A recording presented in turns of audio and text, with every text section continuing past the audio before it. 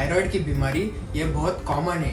आज थायराइड के बारे में बहुत सिंप्लीफाई वे में आपको बताऊंगा कि थायराइड होता क्या है और इससे क्या क्या तकलीफ होती है। थायराइड एक छोटा ग्लैंड है आपके नेक में जो आपके पूरे मेटाबॉलिज्म को कंट्रोल करता है।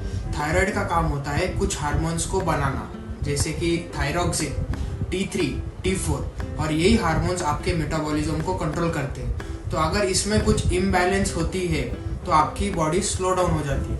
थायराइड की बीमारी दो टाइप्स की होती है। सबसे पहला है हाइपोथायराइडिज्म और दूसरा है हाइपरथायराइडिज्म। हाइपोथायराइडिज्म ये बहुत कॉमन होती है कंपेयर टू हाइपरथायराइडिज्म। तो आज हाइपोथायराइडिज्म के बारे में ही बताऊंगा और लास्ट में हाइपरथायराइडिज्म के बारे में भी बात करेंगे। हाइपोथायराइडिज्म ये महिलाओं में बहुत कॉमनली होता है। हाइपोथायराइडिज्म में T3, T4 हार्मोन्स का लेवल कम हो जाती है। हाइपोथायराइडिज्म का पहला साइन है मोटापा आना।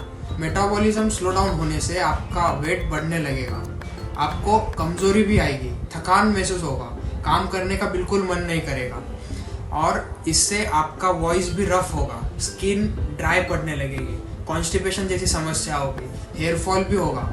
और अगर इसमें महिलाओं में इरेगुलर पीरियड्स, इरेगुलर ओव्यूलेशन, तो इससे आपको इनफर्टिलिटी या प्रेगनेंसी में भी समस्या आएगी। तो बेसिकली हाइपोथायराइडिज्म से आपका पूरा शरीर स्लो डाउन हो जाएगा।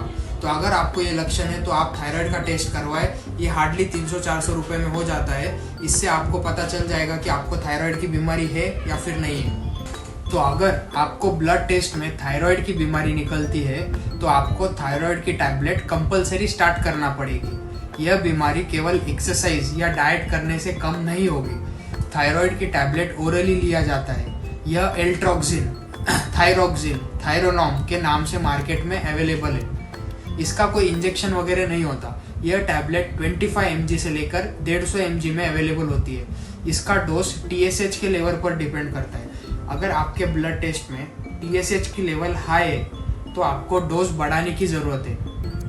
अगर आपके ब्लड टेस्ट में TSH की लेवल कम है तो आपने थायराइड का डोज ज़्यादा ले लिया है और आपको डोज कम करना पड़ेगा। थायराइड की बीमारी का कारण होता है आयोडीन की डिफिशियंसी या ऑटो इम्यून कॉज, मतलब कुछ केमिकल्स आपके थायराइड को डैमेज कर देती है। तो इसमें इम्पोर्टेंट होता है कि आपको क्या नहीं खाना चाहिए। सबसे पहला है सोया प्रोडक्ट्स, जैसे कि soya milk, soya chunks, soybean, ये नहीं खाना चाहिए। दूसरा है कॉलीफ्लावर, जिसको फूल गोभी बोलते हैं, कैबेज, ब्रोकली, स्ट्रॉबेरी, मस्टर्ड, ये सब चीज़ें आपको नहीं खाना चाहिए। इससे आपके थायराइड को नुकसान पहुंचेगी। Junk food like bakery products भी नहीं खाना चाहिए, इससे आपका वेट और ज़्यादा बढ़ने लगेगा। थायराइड के पेशेंट को अपनी डाइट बहुत केयरफुली प्लान करनी चाहिए। सही डाइट प्लस सही दवा, ये दोनों का कॉम्बिनेशन आपको थायराइड की समस्या से बचाएगा। थायराइड की दूसरी बीमारी होती है हाइपरथायराइडिज्म। ये थायराइड के कैंसर होने से होती है। यह कॉमन नहीं होती। इसमें T3, T4 के लेवल्स हाई होते हैं, तो इससे आपको एक्साइटमेंट होगी, ज़्यादा काम करने का मन करेगा, हार्ट रेट बढ़ेगी, पसीना आएगा, वजन कम हो। हाइपोथायराइडिज्म का उल्टा होगा। जैसे हाइपोथायराइडिज्म में वेट बढ़ता था, हाइपरथायराइडिज्म में वेट कम होगा। हाइपोथायराइडिज्म में कमजोरी या वीकनेस आता है, वेराज हाइपरथायराइडिज्म में ओवर एक्साइटमेंट होगी, ज़्यादा काम करने का मन करेगा। अगर आपने थायराइड की दवा ज़रूरत से ज़्यादा ले ली है तो भी आपको ये सब हो सकता है।